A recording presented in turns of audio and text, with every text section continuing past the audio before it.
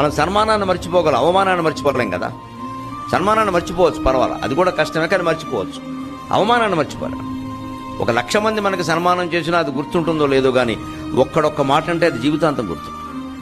అంటే మనస్సును గురించి ఆలోచించండి. ఒత్తిడి పుడుతున్నది మనస్సులో ఈ దుఃఖమే ఎందుకు గుర్తుంటుందండి, సుఖం ఎందుకు గుర్తుంటం లేదండి?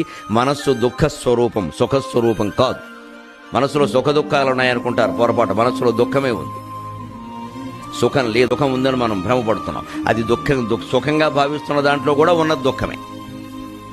ఎందుకంటే మనస్సు నెగిటివ్. మనస్సుకు మూలమైన ఆత్మ అదే భగవంతుడు, దట్ ఈజ్ పాజిటివ్. భగవంతుడు పాజిటివ్.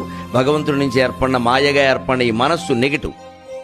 అందుకే పాజిటివ్ థింకింగ్ అంటారు. తత్వం తెలిసిన వ్యక్తిగా నాకు విచిత్రంగా ఉంటుంది. Mind never thinks positively, always thinks negatively.